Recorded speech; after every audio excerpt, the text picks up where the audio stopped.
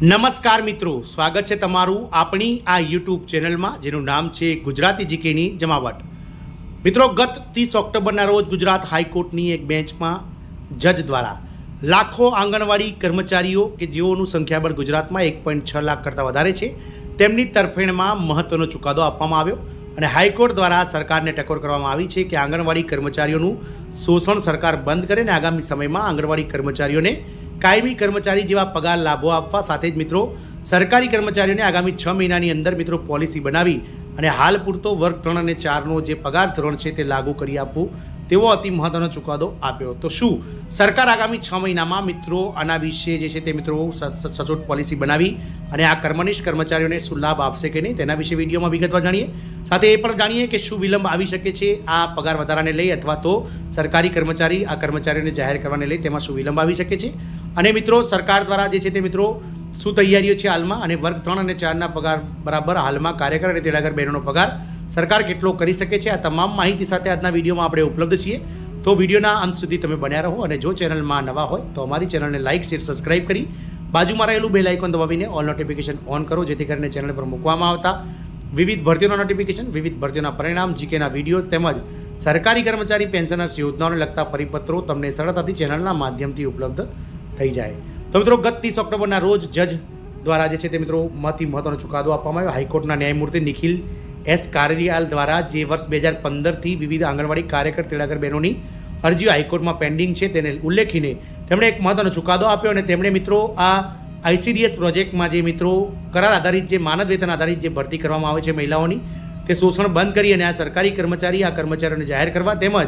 વર્ગ 3 અને 4 પ્રમાણે બંને કેડર એટલે કે કાર્યકર અને તેડાગર બહેનોને વર્ગ 3 અને 4 પ્રમાણે પગાર ધોરણ ચૂકવવું અને આગામી 6 મહિનામાં સરકાર દ્વારા પોલિસી તૈયાર કરવાને લઈ અને જે છે તે મિત્રો સરકારને સૂચન કર્યું છે. મિત્રો, તો શું સરકાર આગામી 6 મહિનાની અંદર હાઈકોર્ટના ચુકાદાને મ્યાન આપશે? તો મિત્રો, આપસોને જણાવી દઈએ કે વર્ષ 2012માં જ્યારે ગુજરાતમાં ફિક્સ પગાર જે પ્રથા ચાલી રહી છે ગુજરાતમાં જે અન્ય રાજ્યોમાં નથી, તો ફિક્સ પગાર જે પ્રથા ગુજરાતમાં છે તેનો ચુકાદો હાઈકોર્ટે આપી દીધો હતો અને હાઈકોર્ટે આ ચુકાદો ફિક્સ પગાર જે કામદારો છે તેમના તરફેણમાં આપ્યો હતો અને ગુજરાત સરકારને સ્પષ્ટ સૂચન કર્યું હતું કે આ ફિક્સ પગાર પ્રથા બંધ કરી અને મિત્રો કાયમી ભરતી કરવામાં આવે. ડે 1થી જ મિત્રો કર્મચારીને સરકારી કર્મચારી ગણવામાં આવે. જેના મિત્રો ચુકાદાને જે છે તે સરકાર દ્વારા એટલે કે ગુજરાત સરકાર દ્વારા તે ચુકાદાને સુપ્રીમ કોર્ટમાં મિત્રો પડકારવામાં આવે છે અને સુપ્રીમ કોર્ટમાં PIL દાખલ કરેલ જે સમયને મિત્રો જે વાતને આજે 12 વર્ષ જેટલો સમય વીતી ગયો છે 12 વર્ષ જેટલો સમયગાળો વીતી ગયો છે તેમ છતાં પણ હજુ ફિક્સ પે પ્રથાનું જે મિત્રો ગૂંચળું છે તે તેમનું તેમ જ છે અને સરકાર દ્વારા તારીખ પે તારીખ પાડવામાં આવી રહી છે અને આ કર્મચારીઓનું શોષણ હજુ પણ ચાલુ જ છે. તો એમ પણ તેમ મિત્રો હવે ગુજરાત સરકાર દ્વારા જેમ મિત્રો ગતરોજ ગ્રેજ્યુટી ચૂકવવાનો આદેશ આપવામાં આવ્યો હતો સરકારને તે જ રીતે મિત્રો હવે કાયમી સરકારી કર્મચારી ગણવા કાર્યકર તેડાગર બહેનોને પણ ચુકાદો આપવામાં આવે છે. તો મિત્રો આગામી 6 મહિનાની અંદર જે પોલિસી રજૂ કરવાની છે તે પોલિસી સરકાર રજૂ કરશે પરંતુ સાથે જ મિત્રો સરકાર જે છે તે મિત્રો સુપ્રીમ કોર્ટમાં PIL દાખલ કરી અને આ કેસને વધુને વધુ ગૂંચવાડોવાળો બનાવવાની કોશિશ કરી શકે છે. જે રીતે ફિક્સ પે પ્રથામાં મિત્રો આપણે વાત કરી તે પ્રમાણે 12 વર્ષથી હજુ પણ તે કેસ ઉકેલાયો નથી સુપ્રીમ કોર્ટમાં, તેમ સરકારી કર્મચારી ગણવાનો અને સરકારી વર્ગ 3 અને 4ના કર્મચારીઓનો જે લાભ આપવાનો જે સુપ્રીમ હાઈકોર્ટે ચુકાદો આપ્યો છે તેને મિત્રો સુપ્રીમ કોર્ટમાં ગુજરાત સરકાર લઈ જઈ શકે છે કે એટલે કે હાલ પૂરતું આ કર્મચારીઓને મિત્રો તેનો લાભ કારણ કે સરકાર મિત્રો આ કેસને સુપ્રીમ કોર્ટમાં પડકારી અને આ કેસ જે છે તેને પાંગડો બનાવી શકે છે. પરંતુ મિત્રો આ જે ચુકાદો આપવામાં આવે છે ગુજરાત હાઈકોર્ટનો તે ગુજરાત રાજ્ય મહિલા અને બાળ વિકાસ વિભાગના નેજા હેઠળ કામ કરતા ICDS પ્રોજેક્ટમાં લાખો આંગણવાડી કાર્યકર તેડાગર બહેનો મિની આંગણવાડી કાર્યકર બહેનો કે જેઓનું સંખ્યાબળ ગુજરાતમાં 1.6 લાખ કરતાં વધારે છે તેમના માટે સાથે જ મિત્રો દેશભરના 24 લાખ જેટલા આંગણવાડી કર્મચારીઓ માટે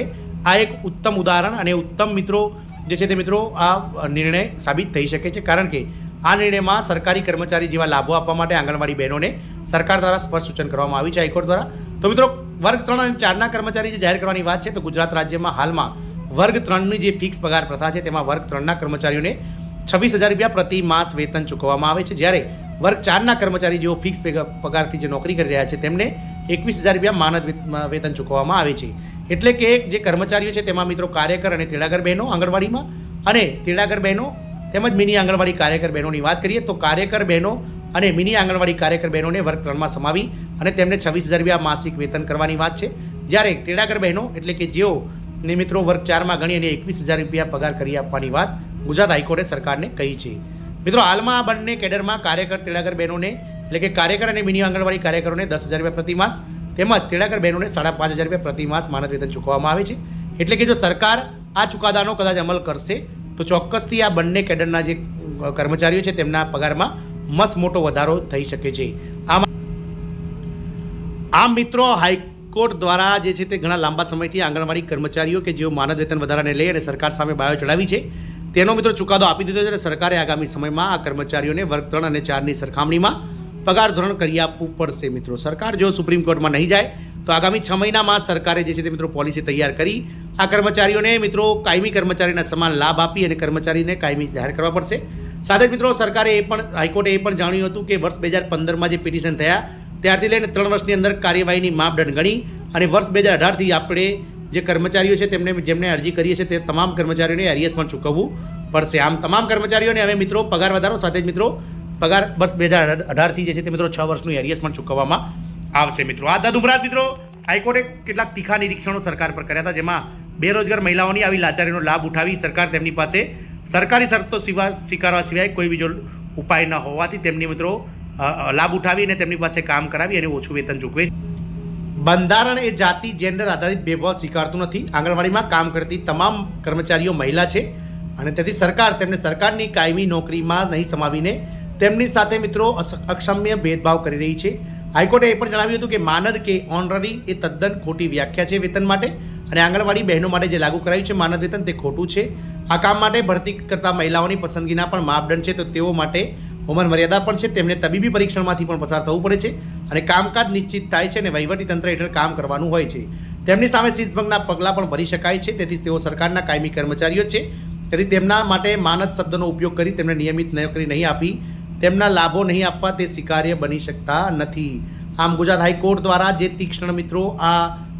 જે આપણે નિરીક્ષણો આપવામાં આવ્યા છે તે નિરીક્ષણોને જોતા એવું લાગી રહ્યું છે કે આગામી સમયમાં ગુજરાત સરકાર ચોક્કસથી મિત્રો હાઈકોર્ટના 30 ઓક્ટોબરના ચુકાદાને માન્ય રાખશે અને સુપ્રીમ કોર્ટમાં ના જાય તો આ કર્મચારીઓને આગામી 6 મહિનાની અંદર કાયમી કરી અને વર્ગ 3 અને 4ના સમકક્ષ પગારો આપી આ કર્મચારીઓના આજના મોંઘવારીના સમયમાં ટકી રહેવા માટે મદદ કરે તેવી આશા છે. જય હિન્દ, અસ્તુ.